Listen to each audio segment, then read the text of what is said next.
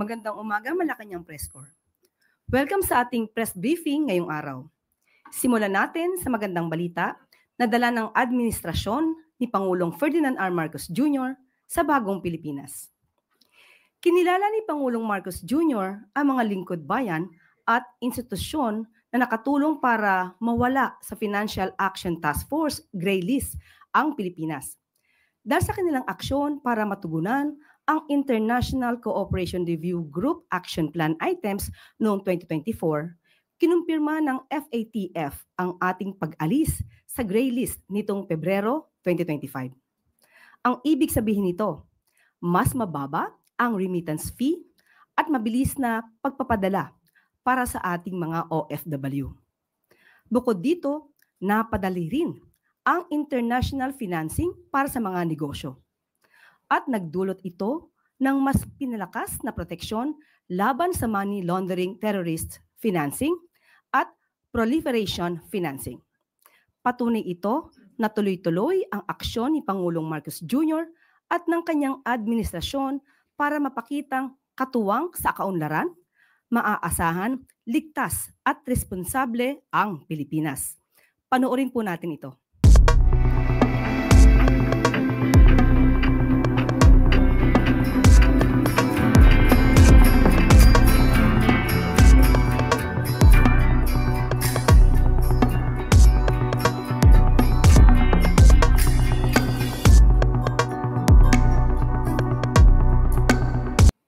Nakakuha ang Pilipinas ng $10 million mula sa Adaptation Fund para sa isang proyekto sa Tawi-Tawi. Ang proyekto Harnessing the Water Energy Food Nexus to Address and Adapt to Climate Change Impacts in Tawi-Tawi ay naglalayong palakasin at ang kakayahan ng mga komunidad laban sa mga epekto ng climate change. Partikular na susuportahan ito ang mga bayan ng Sibutu at Istangkay para masiguro ang ligtas at matatag na akses sa tubig sa harap ng tumitinding mga hamon dala ng climate change. Isang malaking hakbang para sa mas matatag na kinabukasan ng ating mga komunidad sa Tawi-Tawi tungo sa isang bagong Pilipinas.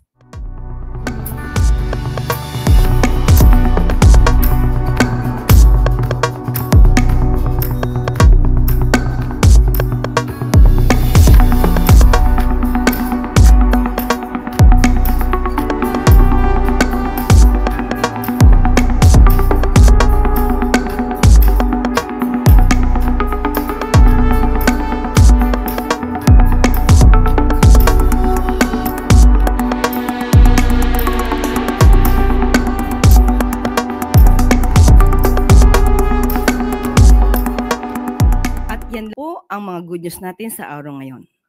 Sa iba pa pong mahalagang anunsyo, kasama po natin ngayon si Assistant National Statistician Rachel C. Laksa ng PSA Economic Sector Statistics Service para magbigay ng iba pang detalye patungkol sa pagbaba ng inflation rate.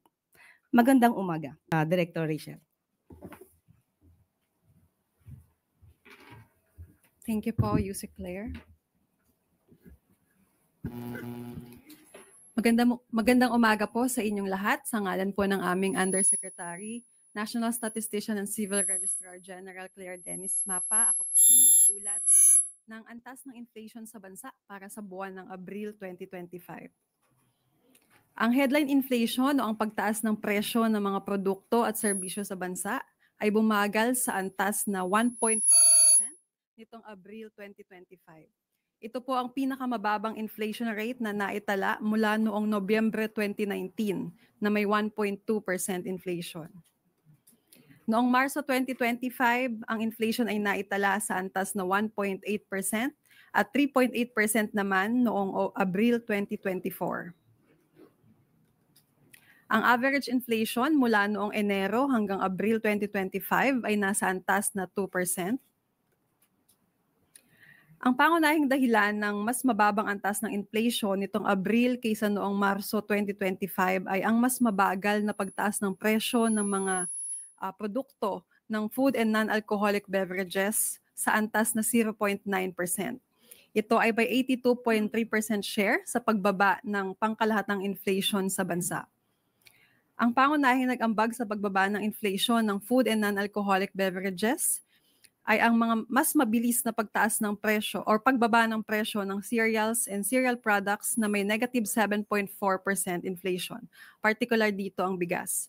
Nagkaroon po tayo ng sunod-sunod na pagbaba ng presyo ng bigas mula noong Enero 2025. Nakaambag din sa pagbaba ng inflation ng food and non-alcoholic beverages ang mas mabagal na pagtaas ng presyo ng vegetables, tubers, cooking bananas at iba pa na may 2.3% inflation, particular dito ang talong, at fish and other seafood na may 4.3% inflation tulad ng galunggong.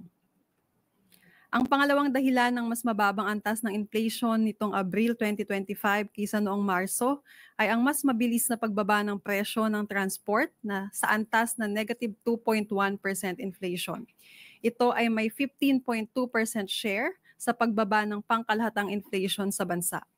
Ang mga pangunahing nag-ambag sa pagbaba ng inflation ng transport ay ang mas mabilis na pagbaba ng presyo ng gasolina na may negative 12.4% inflation at diesel na may negative 8.3% inflation. Pagdating sa National Capital Region, ang headline inflation ay bumilis sa antas na 2.4% nitong Abril 2025. Noong Marso 2025, ito ay naitala sa antas na 2.1% at 2.8% naman noong Abril 2024. Ang pangunahing dahilan ng mas mataas na antas ng inflation nitong Abril 2025 kaysa noong Marso sa National Capital Region ay ang mas mabilis na pagtaas ng presyo ng housing, water, electricity, gas and other fuels na may inflation na 5.1%. Ito ay may 98.1% share sa pagtaas ng pangkalahatang inflation sa National Capital Region. Ang pangunahing dahilan sa pagtaas ng inflation ng housing, water, electricity, gas, and other fuels sa National Capital Region ay ang mas mabilis na pagtaas ng presyo ng kuryente na may 18.2% inflation. Sa mga lugar sa labas ng National Capital Region, ang inflation nitong Abril 2025 ay bumagal din sa antas na 1.2%. Noong Marso 2025, ito ay naitala sa antas na 1.8% at 4.1% naman noong Abril 2024. Kagaya sa national level, ang pangunahing dahilan ng mas mababang antas ng inflation nitong Abril kaysa noong Marso 2025 sa mga lugar sa labas ng National Capital Region ay ang mas mabagal na pagtaas ng presyo ng food and non-alcoholic beverages sa antas na 0.6%. Ito ay may 80.9% share sa pagbaba ng pangkalahatang inflation sa mga lugar sa labas ng National Capital Region. Ang mga pangunahing nag-ambag sa pagbaba ng inflation ng food and non-alcoholic beverages ay ang mas mabilis na pagbaba ng presyo ng cereals and cereal products na may negative 7.9% inflation, particular dito ang bigas. Nakaambag din sa pagbaba ng inflation ng food and non-alcoholic beverages ang mas mabagal na pagtaas ng presyo ng vegetables, tubers, cooking bananas at iba pa na may 2.2% inflation, particular dito ang talong. At fish and other seafood na may 4% inflation tulad ng galunggong. Ang pangalawang dahilan ng mas mababang antas ng inflation nitong Abril 2025 kaysa noong Marso sa mga lugar sa labas ng National Capital Region ay ang mas mabilis na pagbaba ng presyo ng transport sa antas na negative 2% inflation. Ito ay may 14.8% share sa pagbaba ng pangkalahatang inflation sa mga lugar sa labas ng National Capital Region. At ang mga pangunahing nag-ambag sa pagbaba ng inflation ng transport ay ang mas mabilis na pagbaba ng presyo ng gasolina na may negative 12.3% inflation at diesel na may negative 8.2% inflation. Dito po nagtatapos ang aking ulat sa inflation o pagtaas ng mga presyo ng mga bilihin at serbisyo sa bansa sa buwan ng Abril 2025. Salamat po at magandang umaga. Thank you, ANS Laksa. We have questions from our media friends. Alvin Baltazar, Radyo Pilipinas.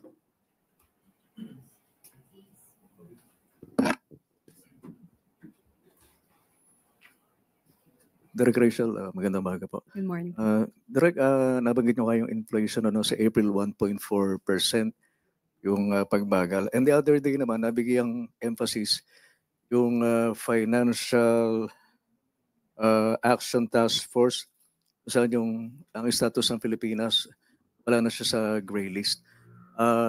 Ang tanong ko, Director Rachel, bang status natin doon sa FATF, may epekto ba o contribution doon sa somehow para ma-maintain yung pagbagal ng inflation?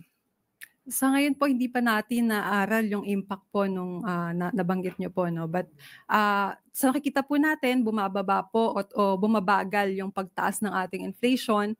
Ang PSA po ay patuloy na nagmo-monitor ng mga presyo ng mga produkto at serbisyo sa bansa. So malalaman po natin sa mga susunod na buwan. Iulat po namin yung mga inflation rates ng mga susunod na buwan at makita po natin kung magkakaroon ng epekto. Thank you po. Next question, Sam Medinilla, Business Mirror.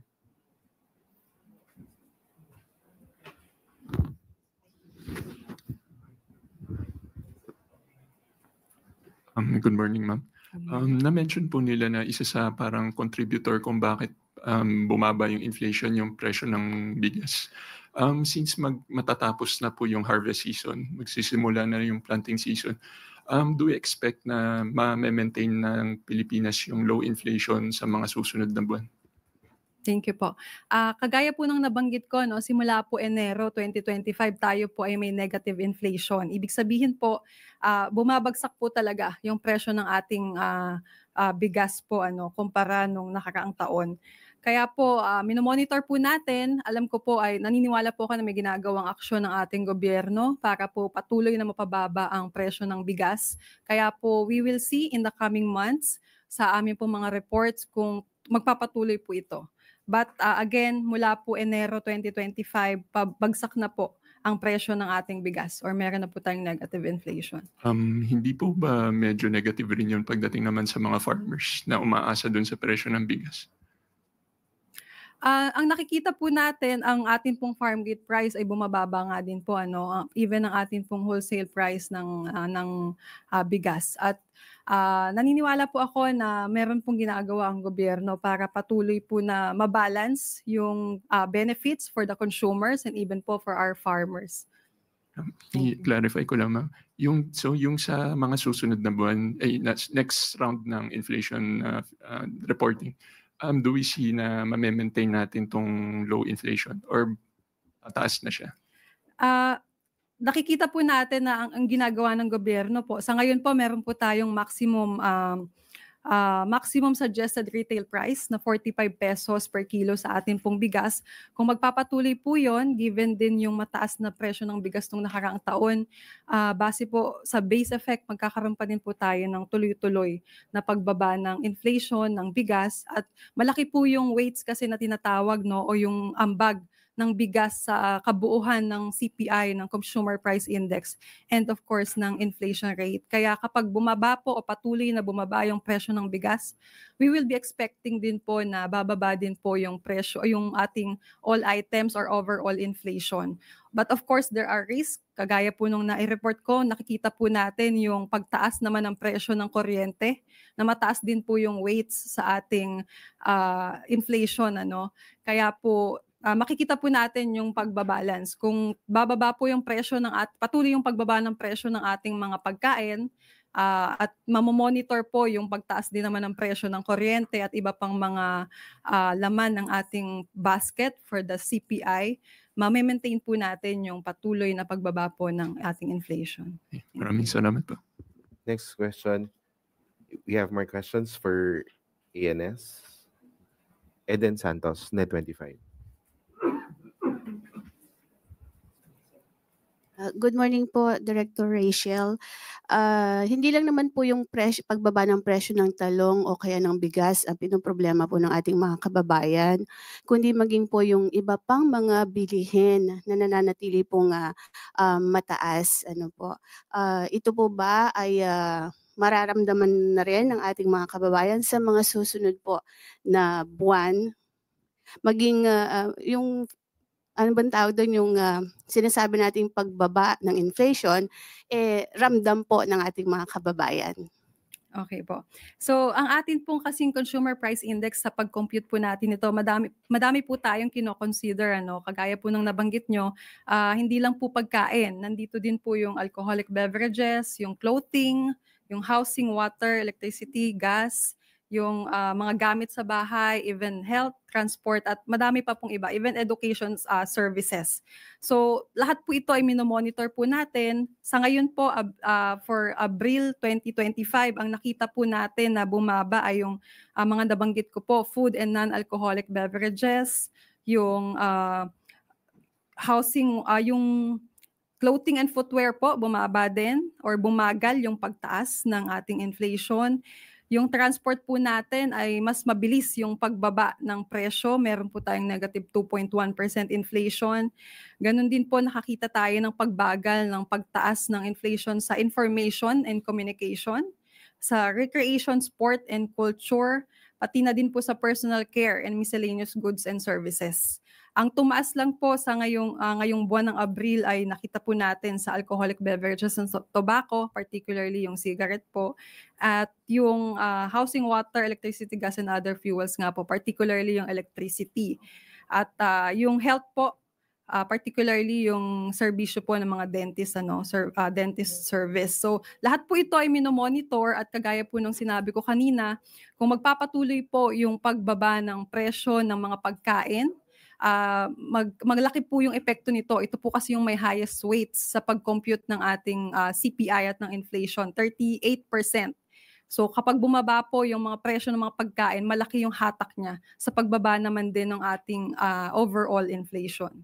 So makakatulong po ito para mabawasan din yung mga kababayan nating nakakaranas ng gutom at saka ng kahirapan. Pati po yung mga kababayan natin na hindi makapagpagamot sa mga susunod na buwan. Tama po yan. Sa atin pong mga tinatawag na bottom 30% income household kasi mas malaki pa po yung weights ng kanilang ng food and non-alcoholic beverages sa pag-compute ng CPI ng bottom 30% income households. Kung sa all income po 38%, sa bottom 30% po yung atin pong mga poorest, nasa 55% po ang weights ng food. Ibig sabihin, malaki yung expenses nila sa pagkain. Kaya pag bumababa po yung presyo ng pagkain, malaki din naman yung kaginhawaan sa ating mga bottom 30%.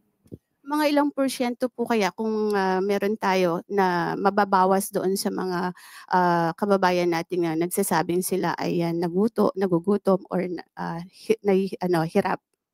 Sa ngayon po, wala po kaming datos. But again, ang PSA po ay patuloy na nagmamonitor. Thank you po. Thank you po. Pia Gutierrez, ABS-CBN. Hi ma'am, follow-up lang po dun sa question ni Sam. Does the PSA see inflation staying on target, which is between 2 to 4% po throughout the year? Of course, barring any major shocks that might happen in the next few months. Thank you po. Ang target po na inflation for the year, particularly this is from the BSP, is 2.3%. Kagaya po nung naiulat ko kanina, ang average po natin na inflation from January to April 2025 ay 2%. So tayo po ngayon ay mas mababa pa dun sa target. Kung ma-maintain po natin yung pagbaba o pagbagal ng pagtaas ng mga presyo o nung antas ng inflation sa mga susunod na buwan, maabot po natin itong average or target inflation for the year 2025. Christian Yusores, Radyo 630.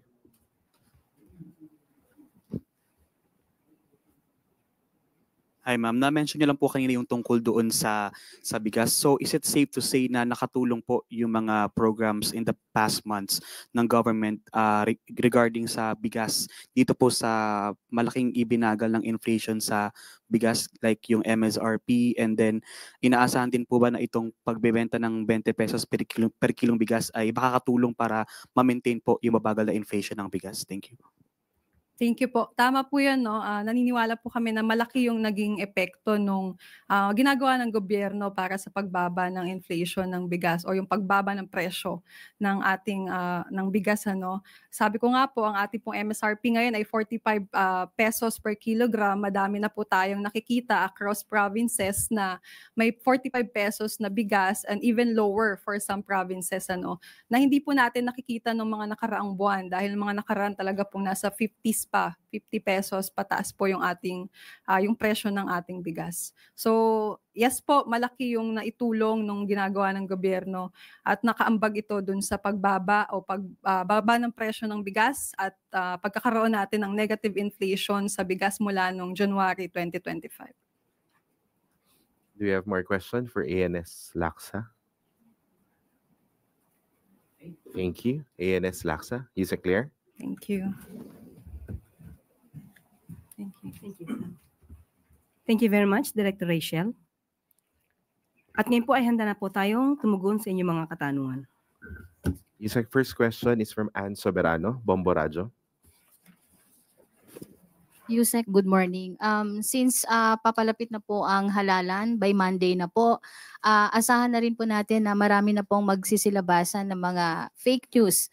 Ano na lang po ang maipapayo ng palasyo sa ating mga kababayan na boboto po sa Lunes? Thank you. Hindi lamang po naglalabasan mga fake news ngayong papalapit ang eleksyon. Matagal na pong naglalabasan ang mga fake news laban sa Pangulo, laban sa gobyerno.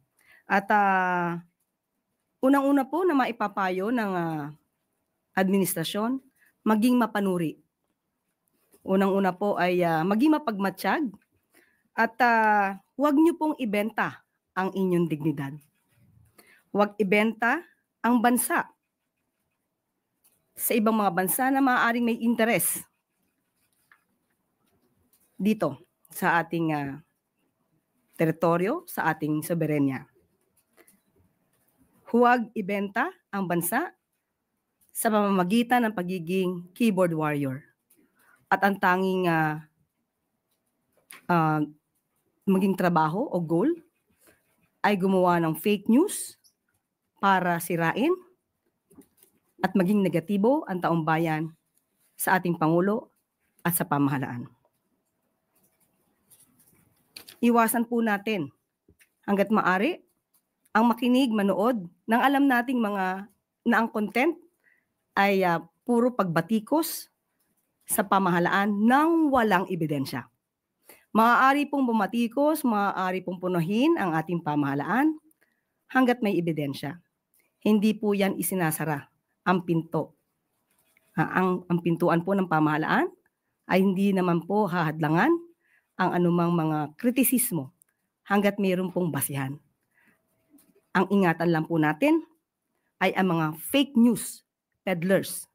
Labanan po natin ang fake news para kayo po ay magkaroon ng magandang desisyon sa Mayo 12. Next question, Nel Maribohok, UNTV. Yes. Hello po. May isa nakaraang pagdinig po ng Senado, may sinabi ang NICA na mismong yung buhangin natin sa coastal areas ang ipinantatambak sa ilang reclamation dyan sa West Philippine Sea. May direktiba po ba ang Pangulo ukol po dito? Opo, matapos po makatanggap ng impormasyon patungkol po dito, inutos po ng Pangulo na magkaroon po ng masinsinang pag-iimbestiga patungkol dito. At ngayon po ay ongoing ang investigation. At kapag ka po nagkaroon na po ng pinal na pag-iimbestiga o konklusyon papunta dito, ay patungkol po dito, gagawin po ang agarang pag-uutos. Ito ay ayon doon sa maaaring maging resulta ng investigasyon. Yusek, we have a follow-up question on our first question from Tuesday New. Good morning, Yusek. I understand, ma'am, mayroon pong imbitasyon ang gobyerno natin sa mga international election observers. Among them is 104 members of European Union. Para po sa kabatiran ng ating ng publiko, ano po bang pakinabang ang makukuha ng bansa natin sa mga observer na ito? At paano po tayo makatitiyak na hindi sila maka-i-impluwensya dito sa gaganapin nating eleksyon? Kung may mga kumbidado po na neutral at wala naman pong pamumulitika, mas maganda pong makapag-obserba sila para makita po nila na ang eleksyon sa Pilipinas ay malinis at para din po maiwasan kung ano man po maaaring dayaang mangyari. One more follow-up question, Yusek, from Ivan Mayrina, GMA7. Kaugnay po ito dun sa tanong ni Nel kanina. Kung sakali nga po may ganong nangyayari, hindi naman ho siguro ito pwede itago dahil magkakaroon ng quarrying operation sa mga coastal areas, dadalhin ito sa kung saan man nagkakaroon ng reclamation. Hindi ho kaya may pananagutan dapat din ang mga lokal na pamahalaan dito, and what does the palace have to say about this? Kaya nga po ito ay iimbestigahan kung meron pong dapat managot. Ito naman din po ang bilin ng Pangulo.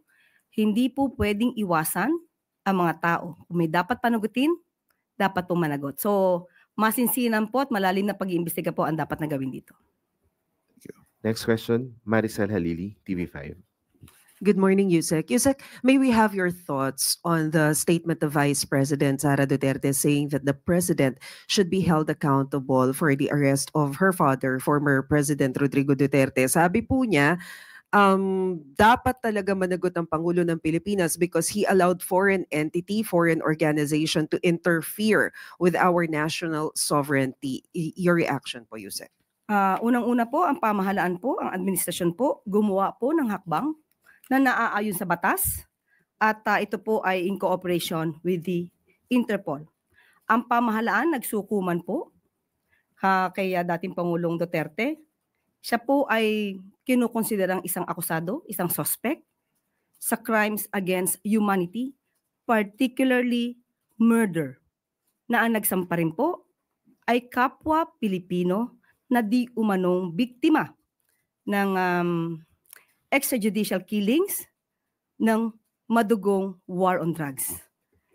Ang ginawa ng pamahalaan ay hindi naman po pagsuko ng soberenya, kundi pagsuko ng isang akusado. Uulitin po natin ang sinabi ng Pangulo sa SONA 2022. I will not preside over any process that will abandon even 1 square inch of territory of the Republic of the Philippines to any foreign power. Hindi po ibebenta o isusuko man ng Pangulo ang anumang parte ng ating karapatan sa bansa. Kanino man. So, Yusek, having said that, you don't see any basis for the president to be, isn't this a ground for impeachment? Kasi isa rin po yan sa sinabi ni VP Sara na sabi niya, it's an impeachable offense. It's a culpable violation of the Constitution and betrayal of public trust. Tama po. Ang opinion na nanggagaling sa ating Vice Presidente ay walang pinanggagalingan, walang basihan. Next question, Pia Gutierrez, ABS-CBN. Ma'am, regarding pa rin po dun sa ICC arrest ni former President Duterte, the Office of the Ombudsman is requiring Marcos admin officials to file their counter affidavits. This is regarding Senator Imy's request to probe high-ranking officials of the government involved in the arrest. Una po, ano po yung reaksyon ng Malacanang dito, and do we expect the administration's full cooperation on the matter? Alam naman natin po kung ano po ang kapangyarihan ng ombudsman. Sa napakabilis pong pag-aksyon ng ombudsman sa reklamo pong ito ni Senator Amy Marcos, tayo naman po ay tutugon. Ang mga nasabing mga opisyal ay tutugon po at sila po ay magsasubmit ng kanilang mga counter affidavits. At muli, sasabihin natin, ang kanilang mga ginawa ay naaayon sa batas. May directive po ba na specific si Pangulong Marcos tungkol dito? Unang-una po, lagi naman po sinasabi ng Pangulo, sundin ang batas, kung anong procedure na valid at legal, dapat lamang po sundin. Follow-up question, Ivan Mayrina, GMA7. Nabanggit niyo po yung napakabilis na aksyon. Ano hong ibig sabihin niyo doon, Yusek? Mabilis mo naman talaga. No, but is there anything unusual doon sa with the speed at which the ombudsman issued that order? Wala po ako masasabi. Basta ang sabi lamang po natin ay mabilis po ang pag-aksyon. Thank you. Next question, Alvin Baltazar, Radyo Pilipinas. Yusek, good morning po ulit.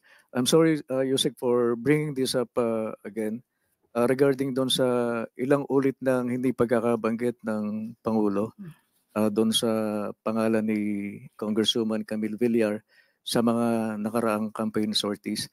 Malapit na matapos yung pangangampanya. And again, Yusek, ano bang status ni Congresswoman Camille para sa Pangulo? naroon pa po ba yung tiwala? Bahagi pa rin siya ng alyansa. Unang-una po, ang Pangulo po, ang nais niya na makasama sa gobyerno ay mga taong tapat sa tao, tapat sa tungkulin, at hindi pansarili ang inuuna.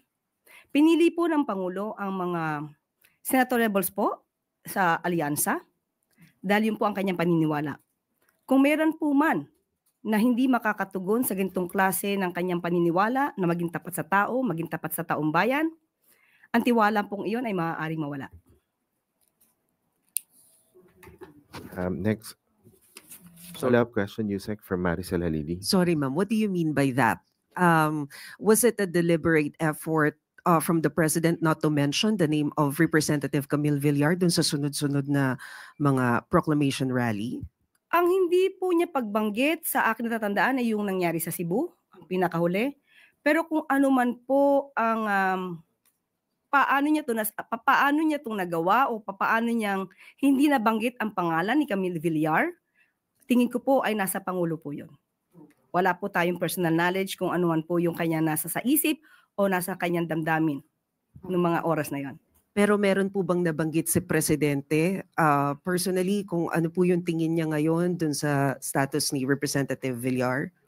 Sa akin po, personally wala. Tanungin po natin kung meron po kay Congressman Toby. Clay Pardilla, PTV4. Good morning, Yusek. Balikan ko lang po yung sa election. Days before the election, gaano po kahanda tayo in terms of polling presence and security to ensure the safety of our voters? Thank you po. Uunahin ko po muna ang Department of Education dahil alam natin po na mga guro ang makakasama po para po sa eleksyon sa May 12.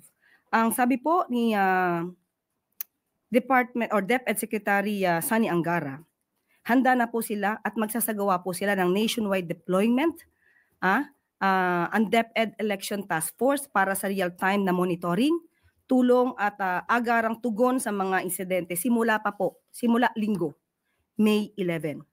At may nakalaan pong pondo para sa mga honorarium na sa mga magsisilbi ngayong halalan. At para na rin po sa paghahanda at paglilinis ng mga paaralan bago at matapos ang eleksyon. Meron na rin po, kasado na rin daw po ang partnership ng DepEd sa COMELEC, AFP at PNP para tiyakin ang security, legal at medical na tulong para sa mga guro sa halalan. At makakatuwang din po ang IBP at ang PAW para magbigay po ng libreng legal assistance sa ating mga guro laban sa anumang harassment at legal threats. At ang sabi po ni Secretary Angara, sa araw ng halalan, kasama ng mga guro at kawani ang buong puwersa ng pamahalaan. Bantay, alalay, at proteksyon ang hatid sa ating mga guro ng bayan. So yan po ang mensahe. Thank you po, Yusek. Yusek Claire. Okay, bago po natin ibigay pa ang isa pong good news, gusto lamang po natin muling linawin. Nung tayo po ay nag-present ng ng larawan ni First Lady, kasama po yung mga representatives ng Girl Scouts of the Philippines. Ang date po noon ay March 11. Nabanggit ko po na March 11, pero kalagitnaan nabanggit ko yung May 11. Pero May 7 pa lang po ngayon. So, yung picture po, yung larawan po, na nandun din po sa Facebook account ni First Lady ay March 11. Okay, at bago po tayo magtapos, isa pa pong good news. Alinsunod sa utos ni Pangulong Marcos Jr. na tiyaking walang Pilipinong maiwang offline, pinangunahan ng Department of Information and Communications Technology ang pagpapatupad ng digital bayanihan. Dito, nagbigay ang ahensya ng laptops sa mga community college sa Camarines Sur sa ilalim ng CLIC o Courses for Literacy in Internet and Computer Knowledge na program ng DICT kung saan isinusulong na ang digital access ay isang basic right at hindi lamang pribilehiyo. Inaasahang makakatulong ang mga laptop na ito sa mga estudyante, guro, non-teaching personnel at maging local government workers para matuto, maging innovative at magkaroon ng mga bagong oportunidad. Dahil sa enhanced access sa digital resources, inaasahan din na makakakita ng improved productivity, mas mahusay na academic outcomes, at isang henerasyon ng tech-savvy at future-ready na mga Pilipino.